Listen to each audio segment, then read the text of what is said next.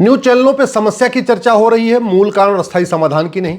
अखबारों में समस्या लिखी पड़ी है, मूल कारण और अस्थायी समाधान नहीं। विधानसभा और लोकसभा में, राज्यसभा में समस्या पे चर्चा हो रही है, मूल कारण और अस्थायी समाधान पे नहीं। और यही हालत हमारे न्यायपालिका की है। हाई कोर्ट, सुप्रीम कोर्ट में मुकदमों का फैसला तो हो रहा है, लेकिन जो समस्या आ रही है, जो मुकदमे हैं, उनका मूल कारण क्या है, उसका अस्थायी समाधान क्या है, उस पर चर्चा नहीं हो रही है। आखिर क्या कारण है कि जिस देश में वसुधैव कुटुंबकम को लोग मनसा वाचा कर्मणा फॉलो करते थे, आज वहां पिता पुत्र एक साथ नहीं रह पा रहे, भाई भाई एक साथ नहीं रह पा रहे, सास बहू एक साथ नहीं रह पा रही है, बुजुर्गों के लिए अलग से घर बनते जा रहे, बुजुर्ग बच्चे अपने माँ बाप को निकाल दे रहे, बेदखल करते जा रहे। क्यों? हम तो कहते थे वसुधैव कुटुंबकम, पूरी दुनिया एक परिवार है, और वास्तव में 4-6 आदमी एक साथ नहीं रह पा रहे। सावित्री और सत्यवान के देश में मुस्कान अपने बॉयफ्रेंड के साथ मिलके अपने पति की हत्या क्यों कर रही है? सावित्री और सत्यवान के देश में, सीता और राम के देश में, राधा और कृष्ण के देश में शादी के 15 दिन के बाद पति की हत्या, शादी के 20 दिन के बाद पति की हत्या, कॉफी में जहर मिला के हत्या, कॉन्टैक्ट किलर के जरिए अपने पति की हत्या। ये तो सावित्री सत्यवान का देश है, सीताराम का देश है, राधा कृष्ण का देश है। कहाँ गए हम? ये क्यों हो रहा है? जिस देश में हम नारी तू नारायणी की बात करते थे, नवरात्रे में कन्या पूजन करते हैं, यत्र नारस्तु पूज्यते रमन्ते तत्र देवता की बात करते हैं, वहां 2 साल 3 साल 4 साल की बच्ची के साथ इतना बलात्कार क्यों हो रहा है?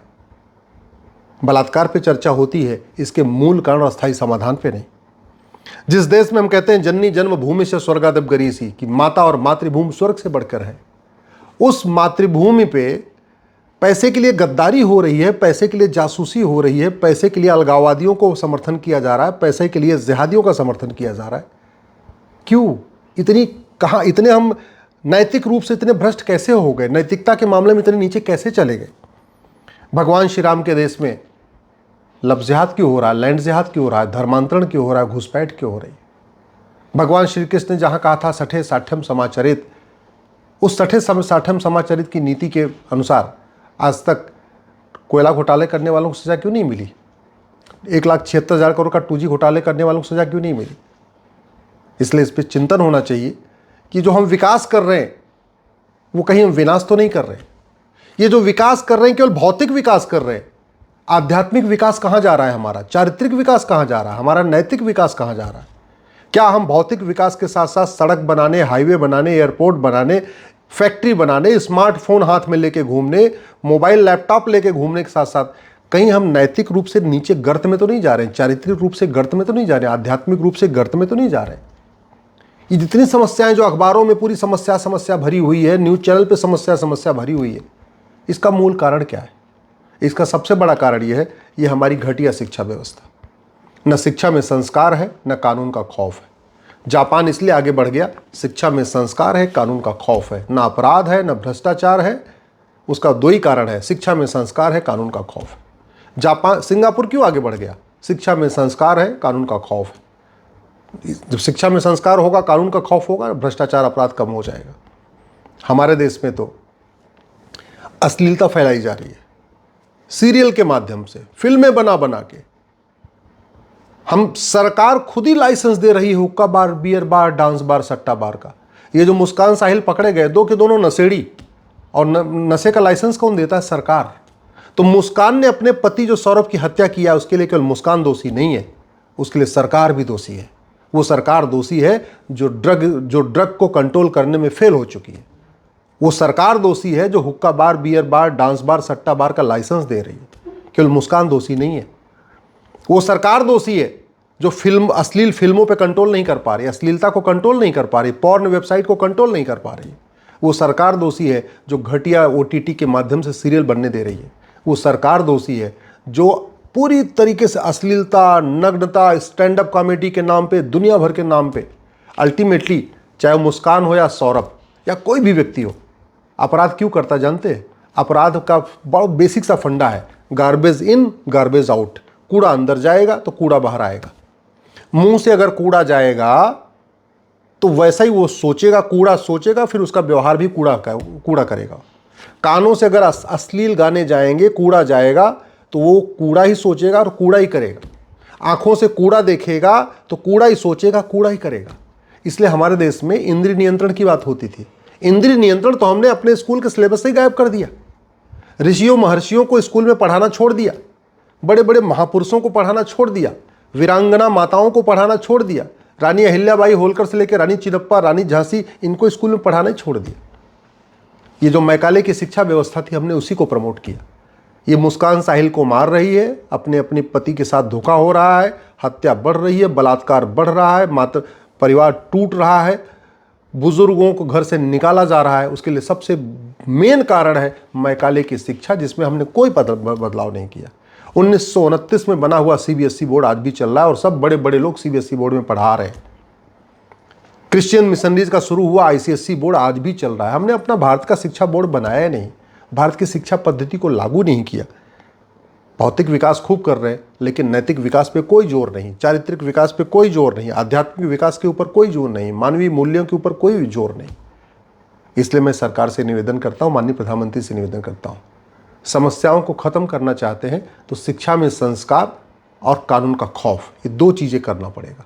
जैसे कुम्हार बर्तन कैसे बनाता है, एक हाथ मिट्टी के नीचे रखता है, दूसरा ऊपर रखता है। नीचे वाला शिक्षा में संस्कार है, ऊपर वाला कानून का खौफ है। इस कानून को बदलिए, राइट टू एजुकेशन को, इसमें डालिए इक्वल शब्द जोड़ के इसको बना दीजिए राइट टू इक्वल एजुकेशन। और ये मैकाले मिशनरी का जो बोर्ड चल रहा है इसको बंद कर दीजिए, मैकाले मिशनरी के एजुकेशन सिस्टम को बंद करिए। ये सीबीएसई आईसीएसई बोर्ड सबको ख़त्म करिए। ये जो 65 एजुकेशन बोर्ड चल रहे हैं इनको बंद कर दीजिए। One nation one education board बनाइए, वन नेशन वन सिलेबस लागू करिए, वन नेशन वन करिकुलम लागू करिए और कोशिश ऐसी करिए जिससे भारत में one nation one culture develop हो। जब तक बच्चे सावित्री सत्यवान को नहीं पढ़ेंगे, हरिश्चंद्र को नहीं पढ़ेंगे, ध्रुव को नहीं पढ़ेंगे, श्रवण को नहीं पढ़ेंगे, श्रवण कुमार को नहीं पढ़ेंगे, कैसे आएगा उनके स्वभाव में? आएगा ही नहीं। आज की डेट में तो फर्स्ट छोड़िए, केजी नर्सरी से केवल और केवल physics, chemistry, math, zoology, botany, 5वीं तक तो इसको पढ़ाना ही नहीं चाहिए। मैं कह रहा हूँ अगर भारत को बचाना है तो भारत में 555 मॉडल एजुकेशन सिस्टम लागू करिए। 5 साल का प्राइमरी, 5 साल का सेकेंडरी और 5 साल का ग्रेजुएशन। 5 साल के प्राइमरी में physics, chemistry, math, zoology, botany सब हटा दीजिए। ना कोई विदेशी भाषा पढ़ाइए 5 साल तक प्राइमरी में, ना कोई विदेशी सिलेबस, ना विदेशी करिकुलम, ना किसी विदेशी महापुरुष के बारे में बताइए। 5 साल तक शुद्ध रूप से भारतीय जो वैदिक गुरुकुल शिक्षा व्यवस्था थी, यहाँ के ऋषियों को पढ़ाइए, महापुरुषों को पढ़ाइए, राजाओं को पढ़ाइए, महाराजाओं को पढ़ाइए, वीरांगना महिलाओं को पढ़ाइए, गार्गी मैत्री जैसी विदुषी महिलाओं को पढ़ाइए, आहार के बारे में सिखाइए, इंद्रिय नियंत्रण के सिखाइए, सूर्य नमस्कार सिखाइए, शीर्षासन सिखाइए, योग प्राणायाम सिखाइए। 5 साल में बच्चा शारीरिक रूप से मजबूत हो जाएगा, आध्यात्मिक रूप से भी मजबूत हो जाएगा, नैतिक रूप से मजबूत हो जाएगा, चारित्रिक रूप से मजबूत हो जाएगा और भौतिक और फिजिकली, मेंटली, इथिकली, हर तरीके से, मॉरली, हर तरीके से स्ट्रांग हो जाएगा। फिर उसको बाद वाला जो 5 साल है सेकेंडरी, उसमें आप physics, chemistry, math, zoology, botany सब पढ़ाइए, कोई दिक्कत नहीं है। 10 वर्ष तक कंपलसरी एजुकेशन होना चाहिए। राइट टू एजुकेशन जो अभी 8वीं तक है, इसको 10वीं तक मैंडेटरी करना चाहिए। कानून का खौफ, उसमें मैं अलग से चर्चा करूंगा, अभी आज चर्चा करूंगा तो मुश्किल हो जाएगा। लेकिन सबसे पहले शिक्षा में संस्कार, शिक्षा में संस्कार का एक ही तरीका है, राइट टू एजुकेशन को राइट टू इक्वल एजुकेशन बना दिया जाए। जो राइट टू एजुकेशन 10वीं तक लागू होता है, इसको 8वीं तक लागू है, इसको 10वीं तक लागू कर दिया जाए। सिलेबस करिकुलम एक समान कर दिया जाए, सब अपनी अपनी मातृभाषा में पढ़ें, लेकिन किताब एक होनी चाहिए। जैसे राजा राम जो राज परिवार के थे और निषाद राज गरीब परिवार के थे, उनका वर्ण भी अलग था, दलित परिवार के थे, एक साथ स्कूल में पढ़ते थे। जैसे राजा दशरथ और सुमंत एक क्षत्रिय परिवार के, एक दलित परिवार के, एक साथ एक स्कूल में पढ़े। अगर भारत को बचाना है तो मंत्री और संतरी के बच्चे की एक किताब होनी चाहिए, शिक्षक और शिक्षा मंत्री के बच्चे की एक किताब होनी चाहिए, क्लर्क और कमिश्नर के बच्चे की एक किताब होनी चाहिए, कांस्टेबल और कप्तान के बच्चे की एक किताब होनी चाहिए।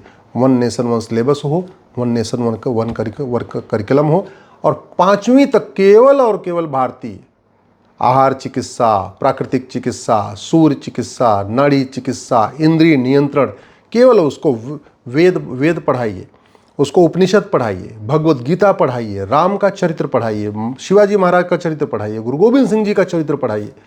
फिर वो परिवार का भी सम्मान करेगा, अपने आस पड़ोसियों का सम्मान करेगा, अच्छा वो भाई भी बनेगा, अच्छा बेटा भी बनेगा, अच्छा पति भी बनेगा, अच्छी पत्नी भी बनेगी, अच्छा राष्ट्रभक्त भी बनेगा, लेकिन जब तक कि शिक्षा नहीं बदलेगी, ऐसे ही कभी मुस्कान अपने सौरभ को मारेगी, कभी कोई किसी के साथ भागेगा, कोई किसी के साथ भागेगा। लेकिन कानून बनाइए, नशा नियंत्रण करिए, अश्लीलता नियंत्रण करिए।